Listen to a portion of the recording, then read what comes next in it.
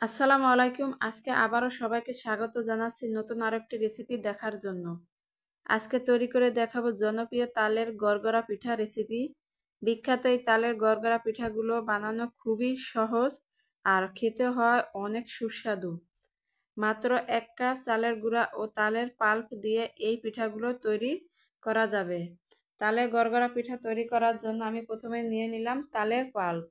এরপরে এই তালের পাল্পের ভিতরে আমি দিয়ে দিচ্ছি অল্প পরিমাণে লবণ, দিয়ে দিচ্ছি পরিমাণ মতো চিনি। এখানে আমি চিনিটা আমার অনুযায়ী ব্যবহার করেছি, আপনারা কিন্তু আপনাদের অনুযায়ী মিষ্টিটা বাড়িয়ে বা কমিয়ে নিতে পারেন।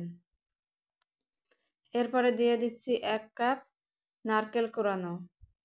এখন নারকেল কোরানোটার ভিতর আমি অল্প পরিমাণে পানি দিয়ে তালের সাথে ভালো করে চিনি আর নারকেল কোরানোটা মিশিয়ে কিছুক্ষণ জাল করে নেব, যাতে পুরোপুরিভাবে নারকেল কোরানোটা সেদ্ধ হয়ে যায়। এরপরে আমি দিয়ে দিচ্ছি হাফ চামচ ভাজা জিরার গুঁড়া। ভাজা জিরার গুঁড়া কিন্তু অবশ্যই এই পিঠায় লাগবে, কারণ এই পিঠাটায় ভাজা জিরার গুঁড়া ব্যবহার করলে দারুণ একটা ফ্লেভার আসে আর খেতে খুবই ভালো লাগে। এরপরে আমি দিয়ে দিচ্ছি 1 কাপ চালের গুঁড়া, দিয়ে আমি তালের সাথে ভালো করে চালের গুঁড়াটা মিশিয়ে নেব।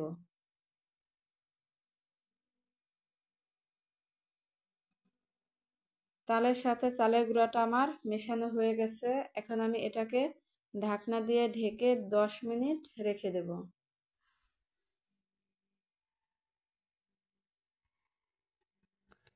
10 মিনিট পরে ঢাকনাটা উঠিয়ে আমি আবার একটু আটাটা উল্টে পাল্টে দিচ্ছি। এখন একটু পাতলা মনে হলো, যখন ঠান্ডা হয়ে যাবে তখন পুরোপুরিভাবে এই কাঠিটা তৈরি হয়ে যাবে।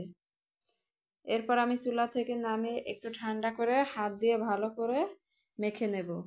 আমার একদম পারফেক্ট একটা সফট ডো তৈরি হয়ে গেছে। আমি হাত দিয়ে আবারও একটু ভালো করে মেখে নিচ্ছি।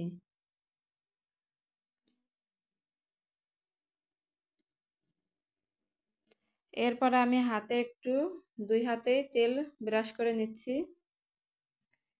এখন এই ডো থেকে একটু একটু করে আমি ডো নিয়ে হাত দিয়ে 2 পাশ থেকে এরকম একটু লম্বা শেপ দিয়ে একটা পিঠা তৈরি করে নিয়ে একটা ছাঁকনির সাহায্যে এরকম করে ডিজাইন করে নিচ্ছি।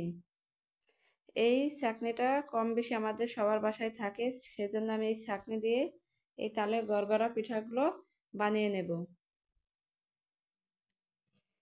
আমি এরকম করে সবগুলো পিঠা বানিয়ে নিচ্ছি।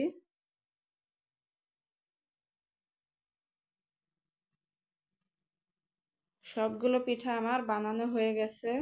দেখুন দেখতে কত সুন্দর লাগতেছে এবং একদম লোভনীয় হয়েছে।